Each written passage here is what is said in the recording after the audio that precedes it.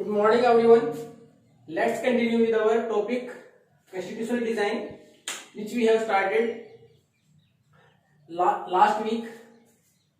Till that time, we have already gone through the topic what is a constitution. Then after, what are the problems faced by us to make our constitution? Who are the persons who played a major role to make our constitution? Who made our constitution?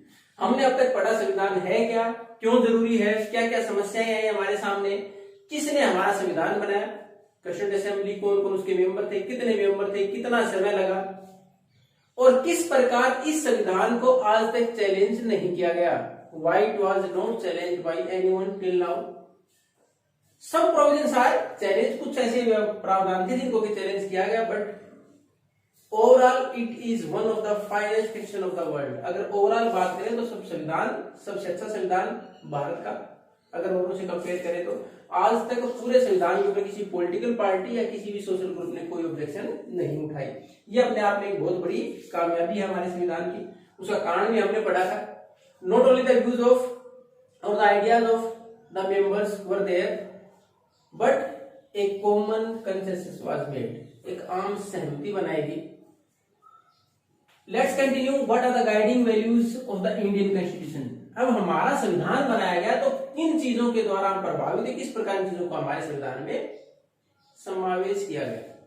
अब इसमें हम पढ़ेंगे the ideas and opinion of the members as well as what we are going to think about the constitution itself. हम अपने संविधान के बारे में खुद क्या सोचते हैं, और जो हमारे पास जिन्होंने मिलकर संविधान को बनाया, या फिर जो हमारे पास तो फ्रीडम स्ट्रगल में the major leader of freedom struggle, जो भी महत्वपूर्ण नेता रहे, उनके विचार किस प्रकार के थे, उसमें हमारे ड्रीम और प्रोमिसेस की हमारा क्या कुछ सपना रहा, क्या कुछ हम आगे चाहते हैं हमारे देश के लिए. उसी की शुरुआत में हमारे पास गांधी जी के एक मैगजीन 1931 में यंग इंडिया, उनके अंदर उनके विचार लिखे हुए हैं कि किस प्रकार का भारत हो आजादी के बाद.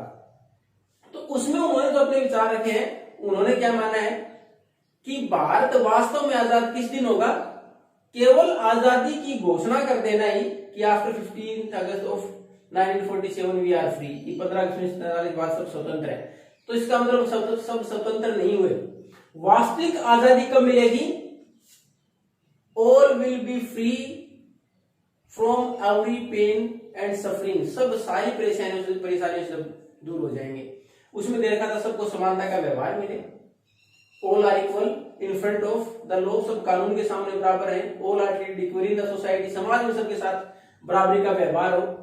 उसके साथ साथ अनटचेबिलिटी मस्ट बी अबोलिश्ड. जो हमारे पास छोटे और बड़े का भेदभाव है, छुआछूत का, उसको खत्म कर दिया जा सके. समाज के अंदर जो बुराइयां हैं, जिसके अंदर हमारे पास जो भी ड्रिंक्स वगैरह, उनके सारे शराब वगैरह, वो सारी जिस तरह की बुराइयां हैं, जो वो सारी खत्म हो जाए. सबको बराबर का मौका मिले. गरीब से गरीब व्यक्ति को ये लगे कि ये मेरा भारत है, यानी प्रत्येक व्यक्ति को उसकी आवाज सुनी जा रही है, उसकी आवाज की इंपॉर्टेंस है. सरकार में उसकी आवाज को इंपॉर्टेंस है, उसकी आवाज को इंपॉर्टेंस दी जा रही है. जब हर एक व्यक्ति को ऐसा लगेगा उस दिन वास्तव में भारत आजाद होगा. ये किसके विचार थे, महात्मा गांधी के. अब उसके बाद दूसरे जो हमारे ड्राफ्टिंग कमेटी के चेयरमैन थे, डॉक्टर भीमराव अम्बेडकर. अब उन्होंने भी समय समय पर, हालांकि they criticize Mahatma Gandhi at so many times, बहुत बार उन्होंने महात्मा गांधी के विचारों की आलोचना की थी, लेकिन इस इनइक्वालिटी के खिलाफ जो महात्मा गांधी ने बात की, जो असमानता है हमारे समाज में खत्म हो, तब जाके वास्तव में भारत आजाद माना जाएगा. तो इस बात को डॉक्टर भीमराव अम्बेडकर ने भी अपनी स्पीच में, जब हमारे संविधान को अपनाया गया तो स्पीच दी, उसके अंदर इन्होंने भी इसको इंडिकेट किया है. उसमें दे रखा है we are entering in the life of contradiction, विरोधाभास. यानी कुछ हमारे फेवर में, कुछ अगेंस्ट में, इस प्रकार की चीजें हो जहां पूरी तरह स्पष्ट नहीं है सही है या गलत, तो उसको बोलते कंट्राडिक्शन. तो इसी प्रकार का उन्होंने बोला कि हम आजादी के बाद ऐसे भारत में प्रवेश कर रहे हैं जहां की कंट्राडिक्शन है लाइफ में, जीवन में. अब वो किस प्रकार है, उन्होंने इसमें मेंशन किया in politics we have equality. अगर राजनीति की बात करें तो हमारे सामने समानताएं हैं. समानता क्या थी, एवरीवन और every adult is given the right to vote. हर एक व्यक्ति को बिना किसी भेदभाव के राइट टू वोट दे दिया गया, वोट का अधिकार दे दिया गया. Every vote has equal value, her vote की कीमत बराबर है. यानी पहले भी आपको बताया गया है, चाहे वो वोट रामनाथ कोविंद जो देश के प्रेसिडेंट है वो डाले, चाहे वो वोट कोई भी सामान्य व्यक्ति, गरीब से गरीब व्यक्ति डाले, वोट तो एक ही काउंट होगा, यानी वोट की कीमत भी बराबर है, सबको वोट का अधिकार भी दे दिया गया। ये तो थी इक्वेलिटी। कौन सी इक्वेलिटी? पॉलिटिकल। इन पॉलिटिक्स, राजनीति के अंदर तो समानता दे दी हमने, लेकिन there is inequality in the society and economy. अर्थव्यवस्था की बात करें या फिर हमारे समाज की बात करें तो इनइक्वालिटी रही। तो ये थी कंट्राडिक्शन। एक तरफ तो हमने समानता दे दी, दूसरी तरफ हम समानता नहीं दे पाए। कहां? सोसाइटी की बात करें तो हमारे यहाँ there is a difference, big difference of lower and upper caste के, हमारे जाति के आधार पर बहुत सारा अंतर था। उसके बाद इकोनॉमी की बात करें तो हमारे यहाँ कुछ व्यक्ति ऐसे जिनके पास 2 समय का खाना नहीं, और दूसरी तरफ ऐसे व्यक्ति जो आराम से लग्जरी लाइफ भी जी सकते थे। तो इनइक्वालिटी ऑफ इकोनॉमी की, एक तो बराबर के अवसर नहीं मिल पा रहे हैं, बराबर का पैसा नहीं है, लोग सर्वाइव नहीं कर पा रहे, दूसरी तरफ लग्जरी लाइफ जीते हैं। एक तरफ ऐसे कि हमारे समाज में उच्च और उसके साथ साथ निम्न जाति का अंतर, ये लोग निम्न स्तर के हैं, ये हाई सोसाइटी का स्टेटस की बात करें तो ये इन्होंने भीमराव अम्बेडकर ने इस बात को इस अपनी पहली स्पीच में जब क्वेश्चन असेंबली ने अपने प्रस्ताव रखा उसमें उठाया।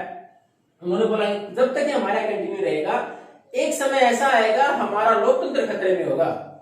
ये तो पॉलिटिक्स में इनइक्वालिटी का कोई मतलब नहीं रह जाएगा अगर हम समानता नहीं लेके आ पाए इकोनॉमी में और उसके साथ साथ सोसाइटी के अंदर।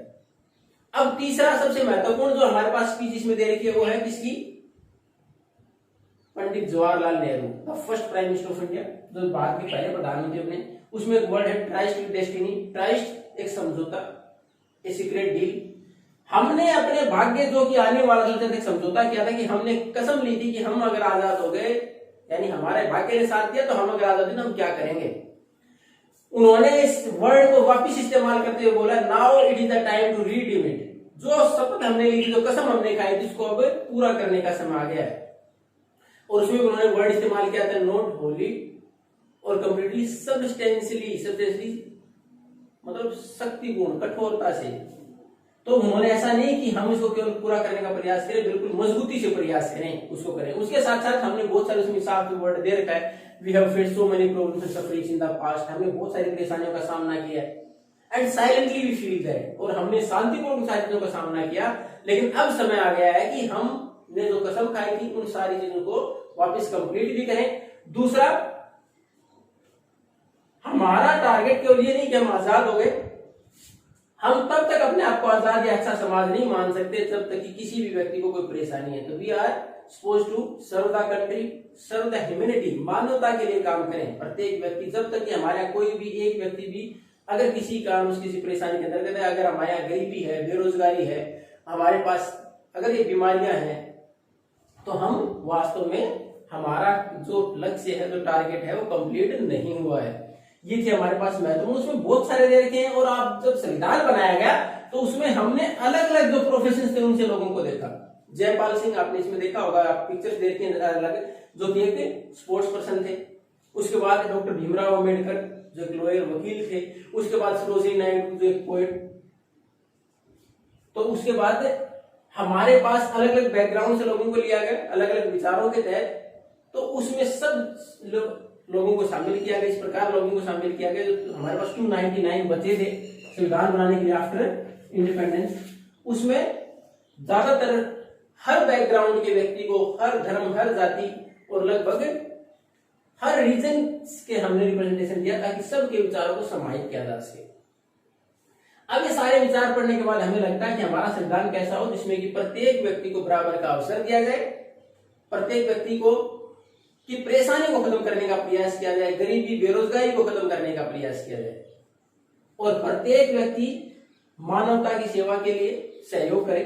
ये हमारे संविधान का मूल विचार था उस टाइम पर। उसको हमने इकट्ठा करके किसमें डाल दिया? प्रियम्बल में। उसको हमने इकट्ठा करके प्रियम्बल में। और ये हमने कहां सीखा? जैसे अमेरिका के संविधान की शुरुआत हुई प्रियम्बल प्रस्तावना से, यानी बेसिक जो आइडियल्स है, बेसिक जो गाइडिंग वैल्यूज है, वो संविधान की प्रस्तावना में डाल दी गई। ऐसी हमने भी संविधान की शुरुआत किसे की? प्रियम्बल से की। उसके अंदर हमने जो हमारे आइडियल्स थे, जो हमारी गाइडिंग वैल्यूज थी, उसको हमने प्रियम्बल में लिखा है। और उसके अनुसार जो भी गवर्नमेंट हमारे बनती है, they are going to first read them and then after going to continue the make the new laws. उसके अनुसार नए कानून बनाए कि उसका कहीं उल्लंघन न हो, उन विचारों को साथ में लेके चला जा सके। उसमें हम प्रियम्बल पढ़ेंगे हमारी नेक्स्ट क्लास में। उसमें एक एक वर्ड जो दे रखा है, जो हमारे पास महत्वपूर्ण वर्ड है, उनका हम एक्सप्लेन करेंगे कि किसका क्या मतलब और किस प्रकार हमारे संविधान की वास्तविक आत्मा को दर्शाती है preamble. So we are going to proceed in the next class. Thank you and have a nice day.